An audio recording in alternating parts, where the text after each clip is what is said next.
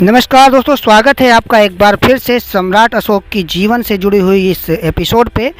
और आप सुन रहे हैं सम्राट अशोक, महान सम्राट अशोक, जिसको लिखा है मधुकर पिपलायन। और हम आए हैं अगले एपिसोड में, और इस एपिसोड में हम सुनेंगे कैसे सम्राट अशोक का राज्याभिषेक हुआ।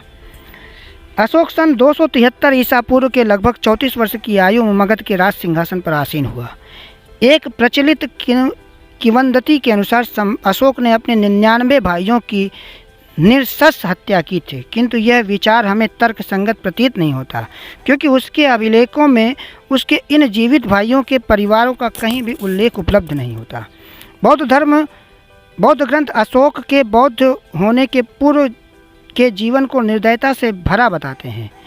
उसे केवल चंड अशोक और चंडाशोक कहते हैं। महाराज बिंदुसार की अन्य रानियों से उत्पन्न अशोक के कितने भाई थे, इसकी ठीक ठीक जानकारी उपलब्ध नहीं होती। इतनी जानकारी अवश्य मिलती कि उनके सुसीम और विगताशोक नामक 2 भाई और भी थे। सिंहली परंपरा में इनका नाम सुमन और तिस्य के रूप में वर्णित है। अशोक के अन्य भाई बहन भी रहे होंगे, किंतु ऐसा लगता है कि उन सभी के पारस्परिक संबंध सौहार्दपूर्ण नहीं थे।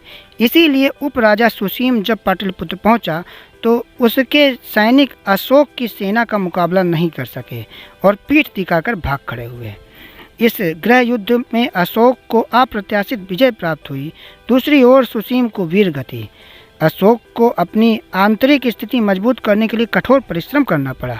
अपनी स्थिति को सुदृढ़ करने में उसे 4 वर्ष बीत गए। उसका विधिवत राज्याभिषेक सन 268 ईसा पूर्व में हुआ।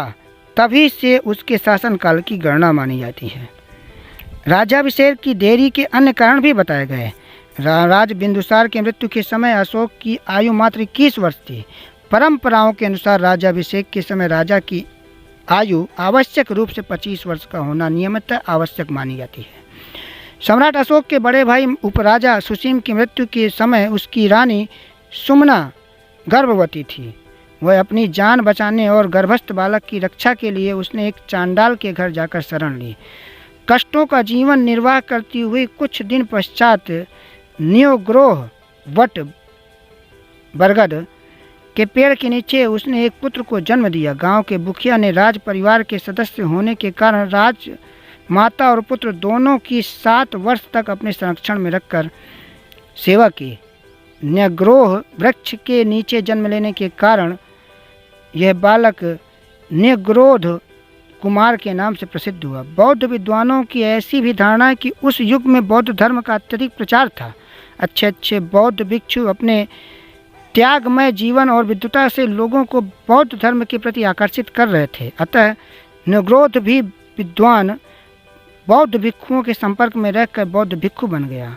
महावंश नामक बौद्ध धर्म ग्रंथ में न्यग्रोध के विषय में इस प्रकार वर्णन है। कुमार सुमन की भार्या सुमना की देवी उस समय गर्भवती थी जब अशोक ने कुमार सुमन का वध करके राज्य पर अपना आधिपत्य स्थापित कर लिया था। सुमना अपने प्राण बचाकर पूर्व दिशा के दरवाजे से बाहर निकलकर चांडाल ग्राम की ओर चल गई। वहां पर एक वट वृक्ष पर रहने वाले देवता ने उसे नाम लेकर बुलाया और घर बना कर दिया। उसी दिन उस देवी ने एक सुंदर पुत्र को जन्म दिया। न्योग्रोध देवता वट वृक्ष के अनुग्रह से संतान प्राप्त होने के कारण उसका नाम न्यग्रोध रखा। बौद्ध भिक्षु बन जाने के पश्चात उसका नाम भिक्षु न्यग्रोध ही रहा था। पाटलिपुत्र की यह एक घटना है कि बौद्ध भिक्षु बनने के पश्चात न्यग्रोध एक दिन सम्राट अशोक के राजभवन के आगे से भिक्षा मांगने के लिए गुजर रहा था।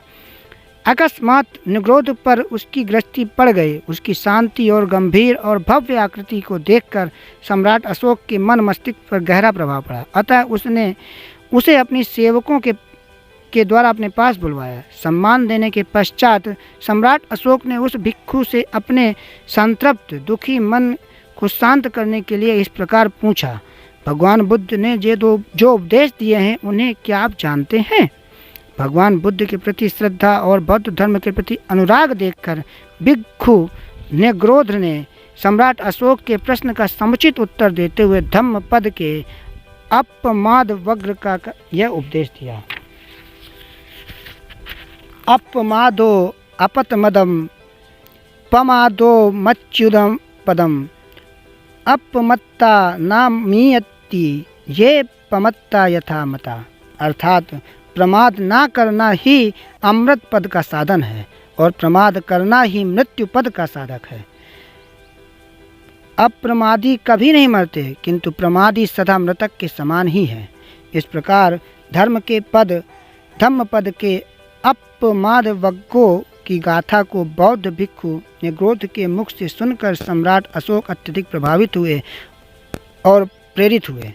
वह तुरंत श्रद्धावतन होकर त्रिशरण में आ गया और एक अच्छा बौद्ध धर्मानुयायी हो गया।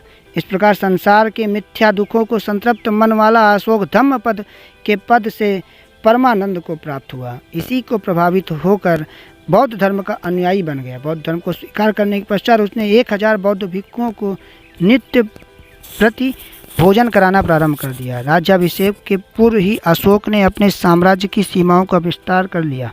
संपूर्ण कश्मीर पर उसका अधिकार हो चुका था। इसलिए कश्मीर के इतिहास में अशोक को मौर्य वंश का पहला सम्राट माना जाता है।